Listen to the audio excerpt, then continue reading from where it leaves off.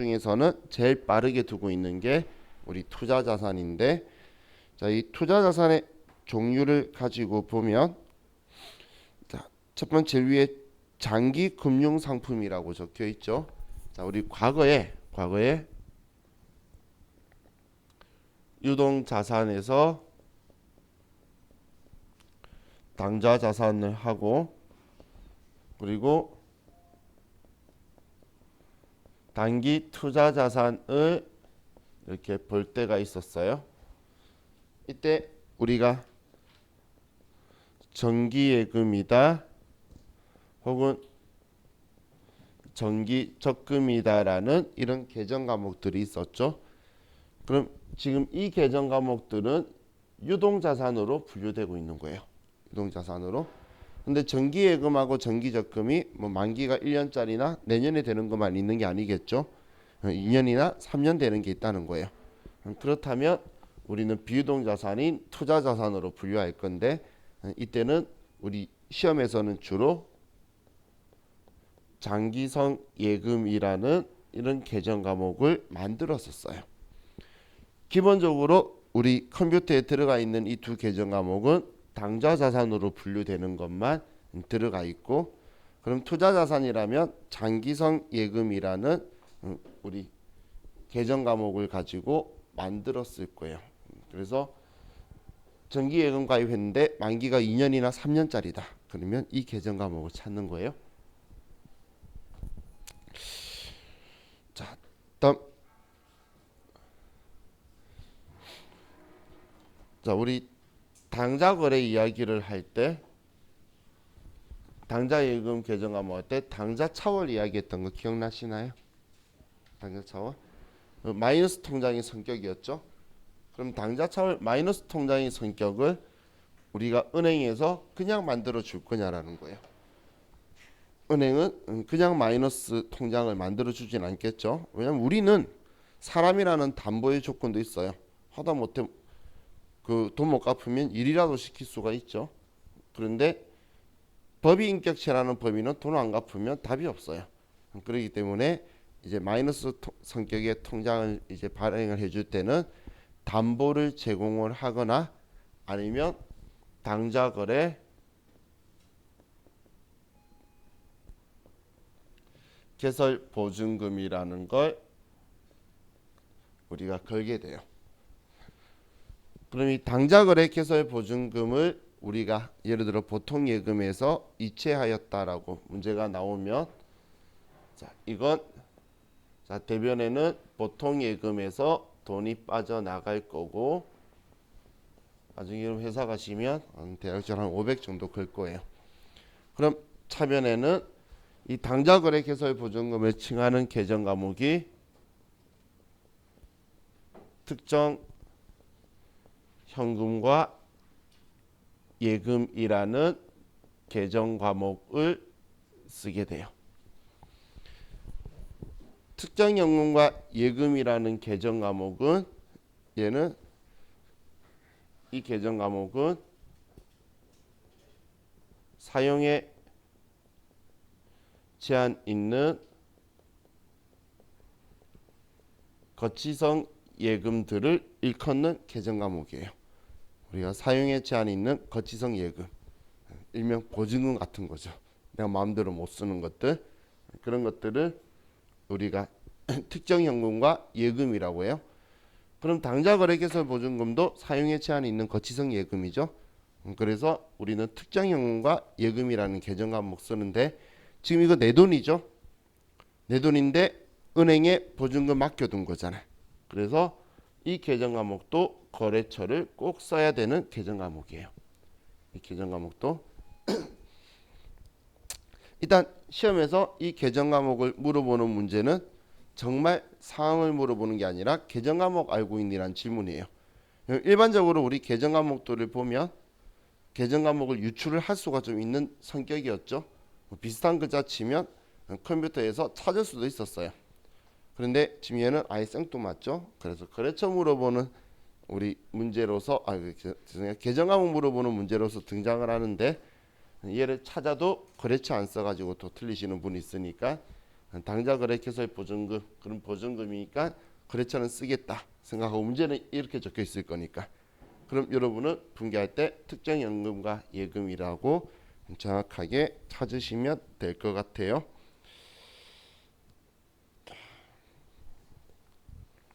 다음 우리 장기투자증권 적혀 있는 거는 뒤쪽에 우리 유가증권 쪽에서 좀 보고 자 그럼 우리 그냥 바로 오늘 175페이지 쪽에 보면 투자자산 중에서 유가증권이 아닌 것이라고 적혀 있죠. 일반적으로 우리 투자자산은 유가증권이 좀 많기 때문에 그래서 유가증권이 아닌 것에 방금 말한 정기예적금하고 장기성 예금이라고 저는 표현했죠. 특정연금과 예금하고 이제 투자부동산이라는 거 좀 볼게요.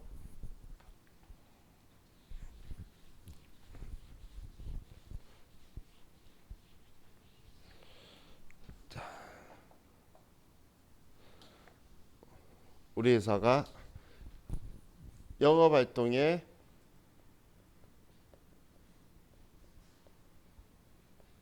사용을 하면 유형 무형 자산이 되는 거고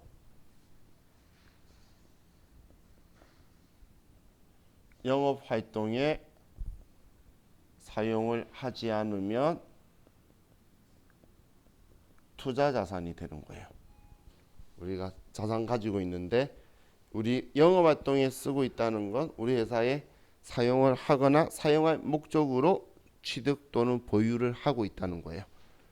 자, 그럼 이거 가지고 우리가 일상생활에 땅이라고 하는 거 있죠. 자, 땅에 대해서 우리가 영업활동에 사용할 목적의 땅이라면 유형자산으로서 계정 과목을 토지라는 계정 과목을 써요. 토지. 우리 영업활동에 쓴다라는 표현은 시험에서 공장 건물을 짓기 위해 본사 사옥을 짓기 위해 이런 표현 수식을 앞에 달아요. 그리고 땅을 샀다면 우리는 토지라는 계정 과목을 쓸 거라는 거예요. 그런데 방금 제가 말한 그런 수식어가 없이 그냥 땅을 샀거나 장기 투자 목적으로 샀거나 그렇다면 우리는 영업활동에 쓸 게 아니죠. 그때 쓰는 계정 과목은 투자부동산이라는 계정 과목을 사용할 거예요. 투자부동산. 다음 우리가 건물을 샀어요. 그럼 우리 영업활동에 사용할 목적이라면 계정 과목을 건물이라고 써요. 우리 영업활동에 사용할 목적이라면 건물이라는 계정 과목을 쓸 건데 이것도 우리 본사 사옥으로 쓰기 위해 공장 창고, 공장 건물 이런 식으로 영업활동에 쓴다라는 표현이 적혀 있을 건데 유형자산에서는 토지와 건물을 구분하고 있는 게 우리가 쓰고 있는 동안 건물은 닳는다는 거예요. 건물은 낡고 닳아가는데 땅은 닳아서 없어지는 게 아니죠. 그래서 영업활동에 쓰면 이 두 개를 구분해서 쓰는 거예요. 얘는 사온 가격 그대로 있어야 되고 얘는 쓰는 만큼 우리가 가치가 다른 거예요. 흔히 우리 감가상각된다라는 표현이 있죠. 그래서 이 두 개를 구분해서 사용을 해요. 회계에서는 그 목적 때문에 두 개를 구분하고 우리 일상생활에서는 세금 많이 부과시키려고 땅 따로 건물 따로 하고 있고 그냥 막 표현으로 세법에는 그렇게 하고 있어요. 나중에 얘는 면세, 얘는 과세 그래요. 자, 근데 우리 투자 목적으로 가지고 있으면 얘는 가치가 닳고 그러면 안 되겠죠. 우리 쓰는 게 아니잖아요. 그렇기 때문에 투자 목적으로 샀을 때는 이 건물 또한 투자 부동산이에요. 그냥 우리 일상생활에서도 땅이든 건물이든 전부 다 부동산이라고 표현하죠. 그래서 얘네들은 전부 다 투자 부동산이라는 계정 과목을 쓸 거예요. 투자 부동산이다. 그래서 영업 활동에 쓸 때만 토지다 건물이다라고 우리가 구분을 하는 거지. 우리 영업 활동의 사용할 목적이 아니면 그냥 전부 다 투자 부동산이라고 처리할 거예요. 그럼 이 투자 부동산도 그래도 우리 자산이잖아요. 그렇기 때문에 회계 처리하는 건 우리 다른 일반적인 자산들하고 똑같아요. 자, 예를 들면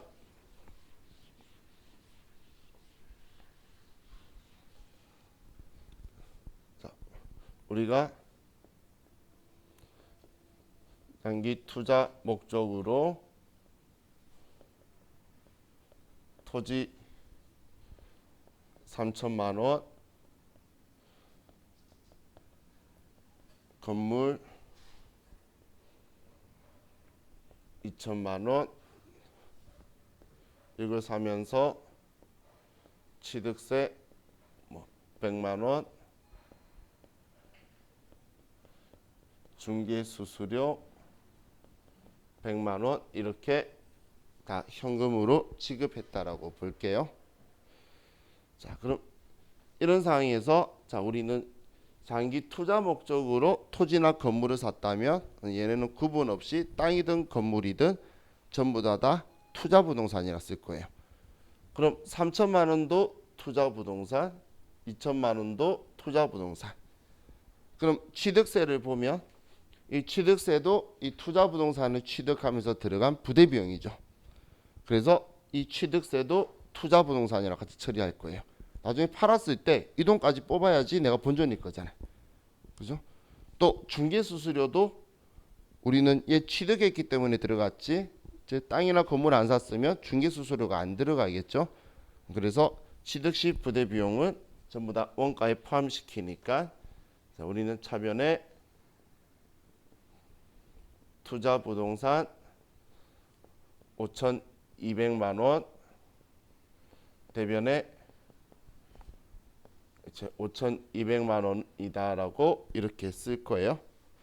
자, 이렇게 우리가 적어뒀다가 자, 이걸 처분을 해요. 6천만 원에. 자, 6천만 원에 이걸 처분하게 되면 우리는 항상 처분하게 되면 장부에 있는 기록을 지우는 게 처분이라고 그랬죠. 그럼 지금 처분인 건 장부에서 지우는 거예요. 나한테서 없어졌으니까 장부에 적혀있던 거 지우는 건데 그럼 우리 장부에는 투자 부동산이 5,200만 원 적혀있죠. 이제 얘 팔았으니까 장부에서 지울 거예요. 대변에 투자 부동산 5,200만 원이다 라고 써서 먼저 얘를 지우고 차변에 이제 다 지웠으면 내가 돈 받는 거 6천만 원이다 이렇게 쓰고 그럼 대변에는 우리는 800만 원 이익이라는 거 알겠죠? 그럼 이때 투자자산 처분 이익이다 800만 원 이렇게 처리할 거예요. 우리가 뭔가를 처분하고 이익 보고하는 거는 계정 과목이 큰 창의력이 없어요. 그냥 계속 그냥 이 분류나 그 계정 과목 처분 이익이다 처분 손실이다 이 차이는 장부에 적혀있던 장부 가액과 처분 가액의 차이가 처분 이익이다 처분 손실이다 라고 이렇게 나오게 될 거예요. 자, 우리 교재 아래에 확정금액 퇴직연금 뭐 이런 거 이야기하는데 걔는 나중에 저희 부채에 가서 제가 설명드릴 거예요. 자, 그럼 우리 177페이지로 가서 이번엔 투자자산의 유가증권에 대해서 좀 보도록 할게요.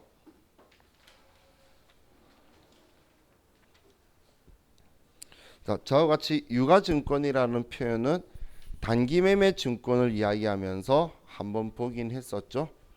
단기매매 증권 할 때 그때 유가증권이라는 건 우리 주식을 이야기하는 게 아니라 우리 채무증권과 지분증권을 다 이야기하는 거라 그랬었죠.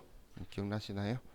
자, 그럼 자, 이제 우리 투자자산에서 얘네들을 제대로 이야기하는 건 단기매매 증권이 우리는 단기이기 때문에 지금 즉시라서 당좌자산으로만 분류해야 돼서 거기에서 소개를 할 수밖에 없었던 거고 원래 우리 그 외 유가증권들은 투자자산으로 분류를 해요.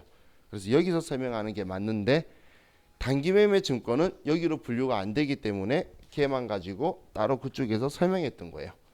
자, 그럼 여기에서 우리가 다시 유가증권을 한번 정리를 하면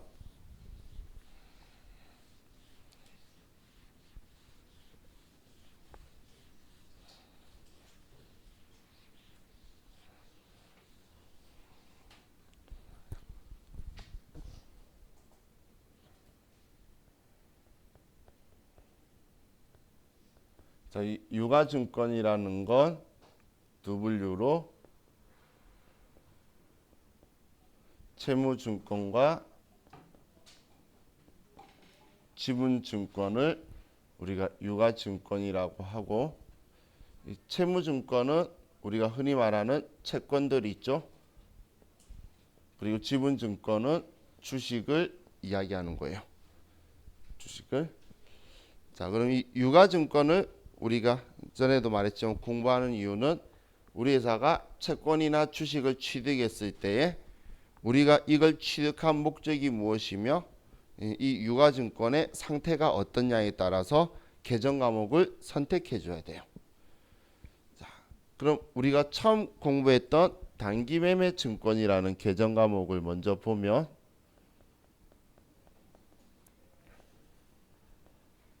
이 단기매매증권이라는 계정 과목으로 분류하기 위해서는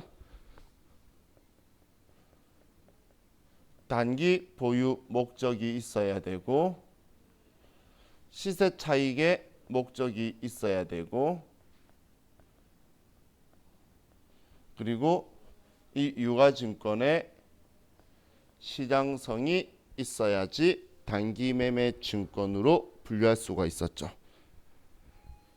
그럼 이 단기매매증권이라는 이 계정 과목은, 자, 우리가 우리 채무증권과 지분증권을 봤을 때, 자, 이 단기매매증권으로 분류할 수 있는 거는 채권도 단기매매증권으로 분류할 수 있고, 국공채 등을, 그리고 주식도 단기매매증권으로 분류를 할 수가 있어요. 자, 그럼 유동자산과 비유동자산으로 이렇게 봤을 때에, 자, 단기매매증권은 이 단기가 지금 즉시라는 개념이기 때문에 유동으로는 분류할 수가 있는데 비유동으로는 분류가 불가능해요. 얘는 그래서 유동자산으로만 분류가 가능해요. 당좌자산 중에 단기 투자자산으로. 자, 그럼 이번에는, 자, 우리 회사가 단기 보유 목적이 아니고, 이 목적이 아니고 만기까지 보유할 의도가 적극적이고 능력이 있다면 우리는 얘를 만기 보유 증권이라는 계정 과목을 사용할 거예요. 단기간 보유 목적이 아니고 만기까지 보유할 의도가 적극적이고 능력이 있다면 만기 보유 증권으로 분류를 할 건데, 이 만기 보유 증권이라는 계정 과목은 채권은 분류할 수가 있는데 주식인 지분증권은 분류가 안 돼요. 왜냐하면 주식엔 만기가 없잖아. 계정 과목을 봐도 만기가 있어야지 만기까지 보유하겠다라는 우리 권리 증서라는 느낌이 있죠. 근데 주식에는 만기가 없으니까 지분증권은 만기 보유 증권으로 분류를 할 수가 없고 채무증권은 분류할 수 있다는 거예요. 자, 근데 우리가 그럼 채권을 취득을 했는데 채권의 만기가 보고기간 종료일로부터 1년 이내일 수도 있고 1년 이후일 수도 있겠죠. 그죠?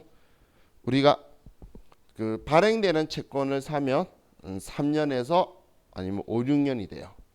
그럼 처음은 일반적으로 그래서 비유동 자산인데 시장에 떠돌아다니던 채권을 우리가 살 수도 있어요. 시장에 떠돌아다니는 채권을 사면 만기가 내년일 수도 있겠죠. 그러면 유동일 수도 있다라는 거예요. 그럼 지금 이렇게 두 개가 다 분류가 가능하면 당연히 컴퓨터에서는 이 둘이의 분류에 대한 번호로 구분을 해야 되겠죠. 그래서 컴퓨터에 보면 얘가 두 개가 보여요.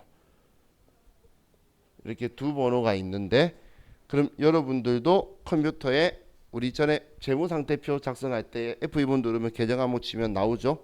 그럼 계정 과목이 두 개가 있을 거예요.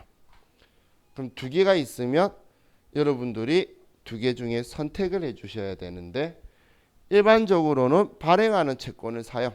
발행하는 채권이면 3년에서 5년이니까 주로 얘가 나와요. 주로.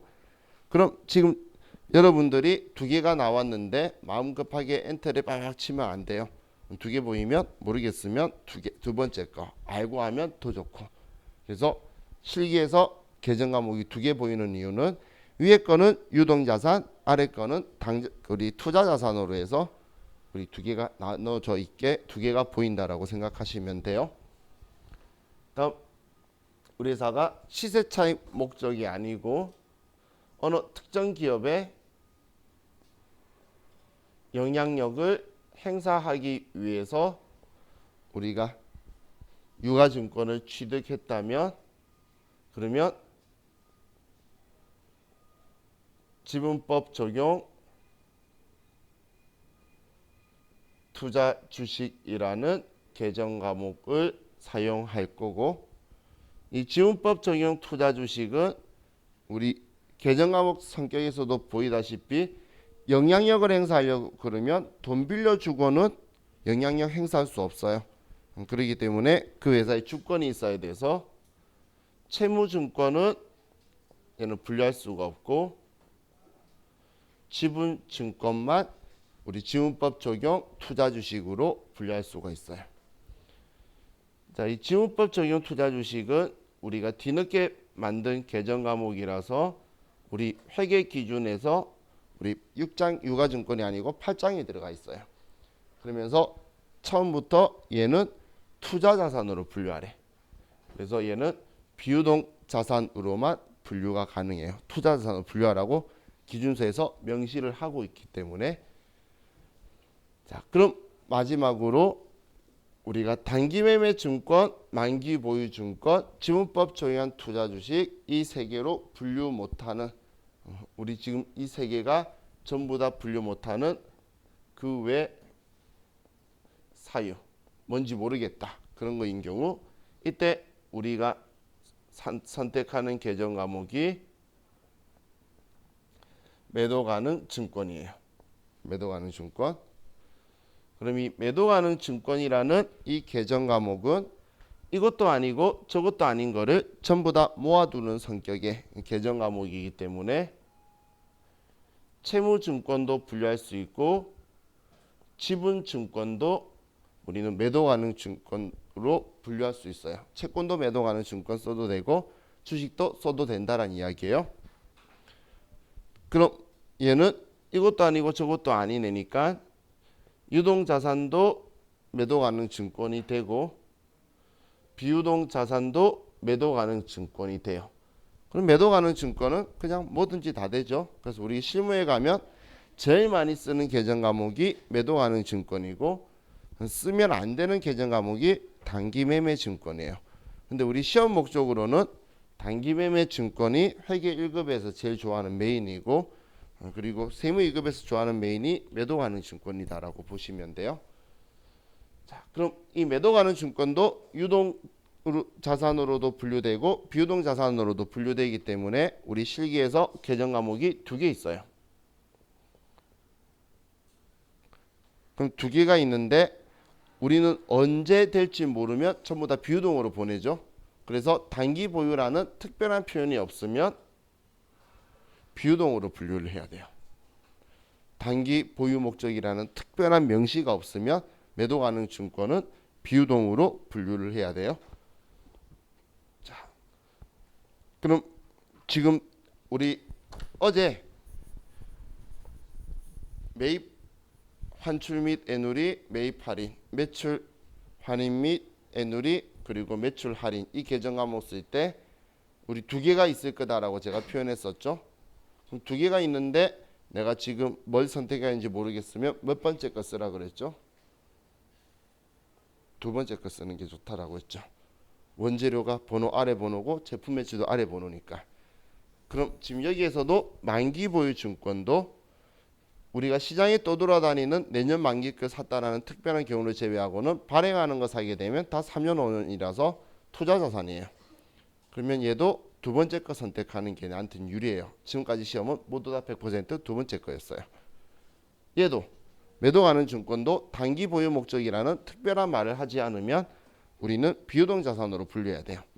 그럼 얘도 지금까지 100%두 번째 거였어요. 그래서 나중에 컴퓨터 쓰실 때 너무 급하게 엔터 치고 빠바박 넘어가시면 다 틀려요.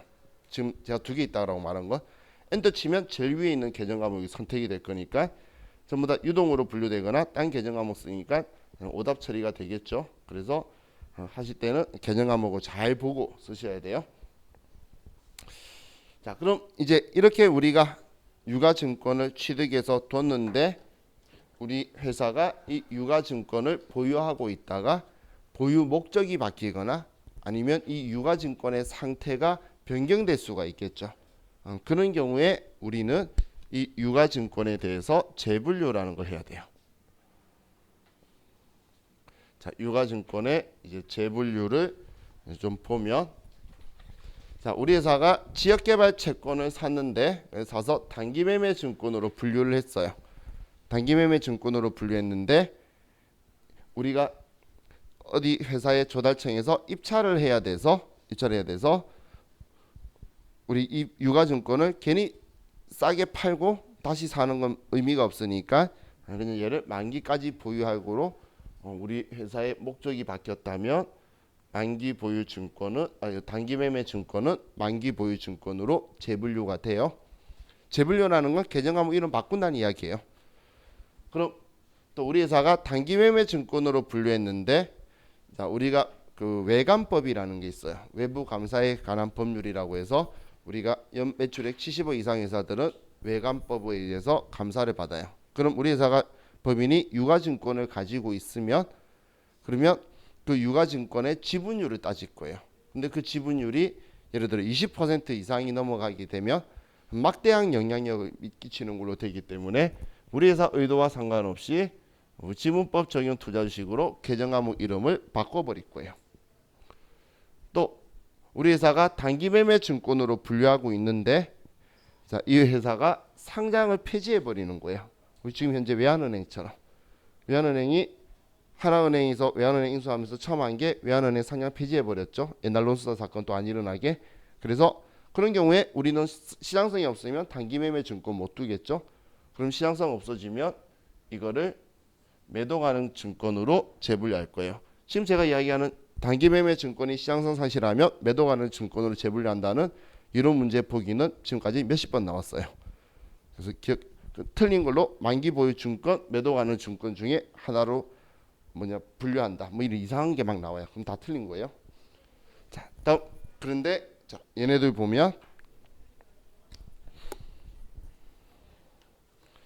자, 만기 보유 증권을 그럼 단기 매매 증권으로 재분류가 되느냐? 얘는 이걸로 재분류가 안 돼요.